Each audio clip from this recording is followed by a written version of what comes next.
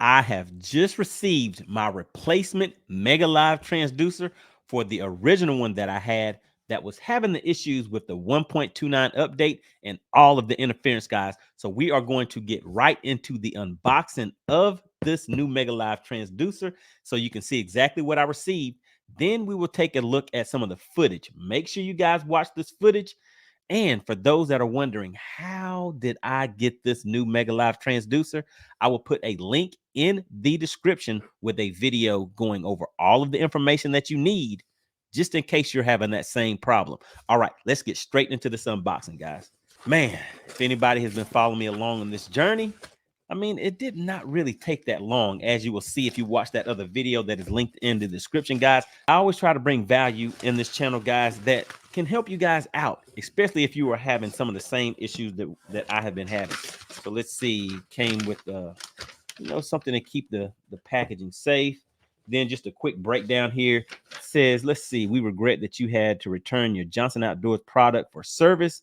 Your unit is outside of the original manufacturer's warranty or prepaid extended warranty. This repair will be warranted for an additional 90 days from the date of this repair.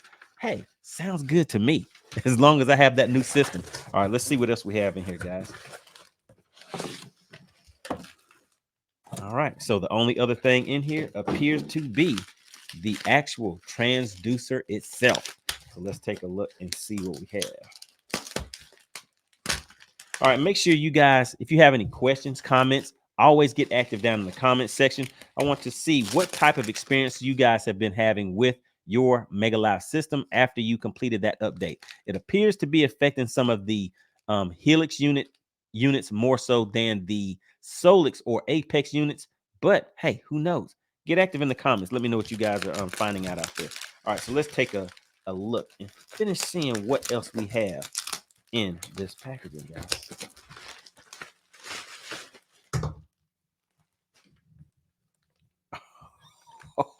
Oh man, it is so pretty. It is so pretty. This appears to be a brand new transducer, guys. I was having a few issues with the cables and stuff like that on my other system. And yes, this is definitely a brand new transducer. Make sure you watch that video that's linked in the description to show you how I was able to get that. Look at that. Nice and shiny, brand new. Nice cable connections and all of that good stuff. All right, there we go. And the other thing that I'm going to do, guys, make sure that you subscribe to the channel if you are not subscribed. Once I get this reinstalled on the boat, I will do another on the water live where you guys can follow along with me and you can get active in the comments. And if you have any questions or any suggestions as far as settings, things like that, I will show you guys all of that stuff as I walk through getting this dialed into the system. And who knows, maybe do a little fishing and show you guys how I track different baits and actually catch some fish. But now that you have seen the unboxing, this is pretty much what comes in there whenever you send the system off, because they did give me instructions as to what to send back to them and what they would be sending back. So this is basically just the transducer itself with the cables that come along with it that are hardwired to the system. All right, guys. So the next step is to get this connected to the boat, and we'll do a separate video on that. But like I said before, what we are going to get into now that we have done that unboxing, let me just show it to you one more time. Nice and pretty, nice and shiny. Can you see it? No scuffs, no cracks, no dents, no anything. Got a brand new baby right here. So we'll see how this works with the brand new 1.29 update, guys. That is what this is a replacement for. And like I said, I will get a little more in depth in the video that is linked in the description. But for now, what I want to do is show you guys the on the water footage. So now what I'm doing is I'm just trolling around again, guys. And you can see that interference on the screen. So what I'll do is, let me go into these settings once this trolling motor starts moving and see if any of these adjustments.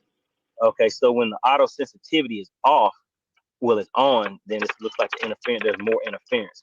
So what I did is, if you guys can see, I turned that to turn the auto sensitivity off. And now that got rid of some of that interference. It's not as strong, but more than likely what that did also was got rid of some of the detail. This is footage that I was having immediately following the update with the original transducer. It wasn't looking good out there. Let's take a look at some additional footage where I attempted to make some adjustments with the speed of the trolling motor and tried that, but nothing really seemed to work. Hopefully this will. All right, let's take a look at some more footage. Bass for him says, if you get a chance, run your trolling motor on high for just a bit and turn back down. I've seen the noise disappear for a short time. I believe it is the brushes and armature creating the noise.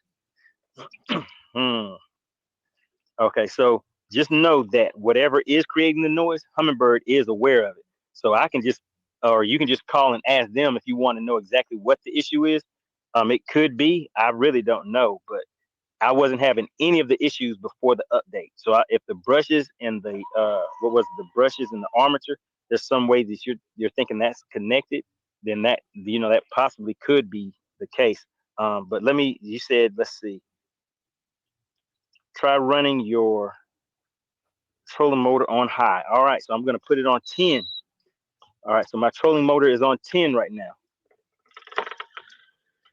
So that is high.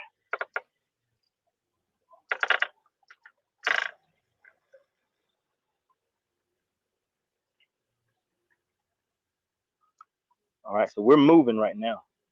How fast are we going? We're going 1.6, 1.8. We're going over 2 miles an hour right now. Okay. Uh-oh. Bad for him. Let's see. It going fast does kind of clear up some of the noise. So you might be onto something. I don't really understand it, but that did clear it up. And then look, as soon as I slow down or come off the trolling motor, and let's see if I put it lower. So I have it on 5 right now. When I put it on 5, you see all that interference. I have it on 8.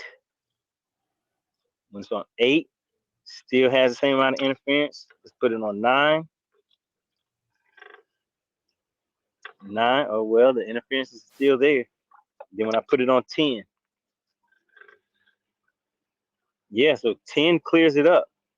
So when it's moving pretty fast, it's doing something. It's clearing it up some kind of way. All right, so VI Efficient says, check your wires. Make sure they are pushed in tight.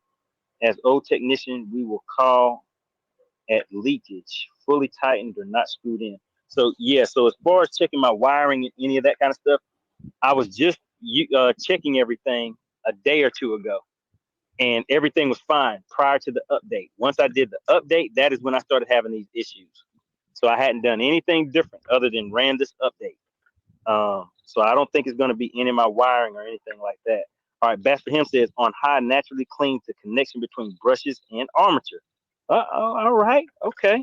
Vernon Neal says, I read on a forum that adjusting the noise rejection under the sonar menu helps with trolling motor noise. If